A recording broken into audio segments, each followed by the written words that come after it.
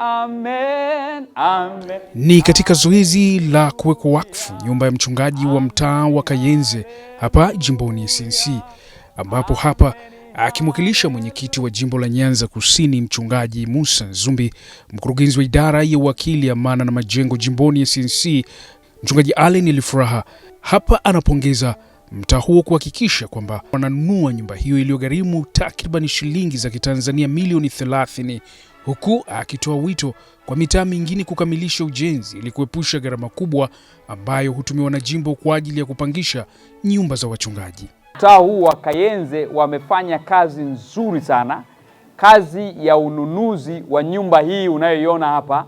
Nyumba hii imenunuliwa kwa shilingi milioni 30. Bwana asifiwe. Na tunashukuru ofisi yetu ya jimbo la South Nyanza kwamba katika gharama hiyo ya nyumba jimbo limechangia shilingi milioni 10. Jamani, Bwana asifiwe. Hii ni sapoti kubwa sana kutoka ofisini, na sisi tunamshukuru Mungu kuwa na ofisi inayojali. Kwa hiyo niwapongeze kwa kazi njema nzuri ya ununuzi wa nyumba hii, na hapa ilipo hii nyumba unavyoiona imefanyiwa finishing vizuri kabisa. Mitaa mingine wajifunze jambo hili kutoka kwa mtaa huu wa Kayenze.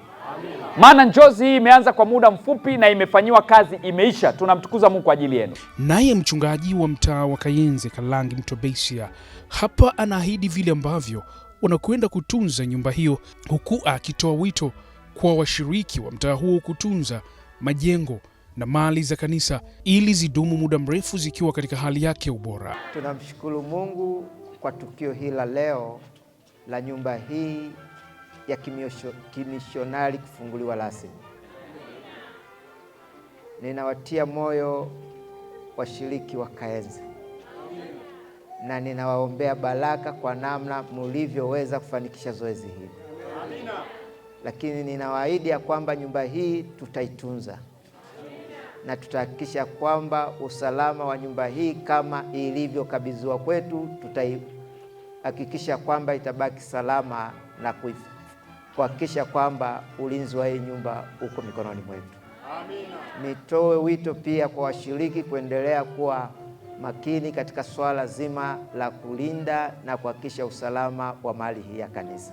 Je, nipi kauli ya washiriki wa kanisa la Waadventista wa Sabato katika mtaa wa Kayenze? Hapa mkuu wa majengo katika kanisa la Waadventista wa Sabato mtaa wa Kayenze Yusuf Ngwengwe na Bi Teresa Babilas wanabainisha vile ambavyo walivyo na furaha kwa kile ambacho kimefanyika. Tunachokiamini kama washiriki wa mtaa wa Kayenze na washiriki wa Kayenze, nyumba hizi sio nyumba za wachungaji, bali ni nyumba za mtaa. Na kama ni nyumba za mtaa, tunalo jukumu la kuhakikisha nyumba hizi tunaziangalia kwa muda wote bila kujali mazingira yakoje, mchungaji ni wa namna gani tuliyekuwa naye ama tunayepata. Hata hivyo tutahakikisha usalama na utunzaji zaidi wa mazingira yetu. Na nyumba hii imekuwa tija kwa sababu tunaishi katika maeneo ambayo yanazungukwa na watu. Mara nyingi wachungaji waliishi kwenye nyumba za kupanga ambazo walipitia changamoto mbalimbali. Lakini kwa leo ni jambo la kumshukuru Mungu mchungaji kuishi katika nyumba hii ya kichungaji.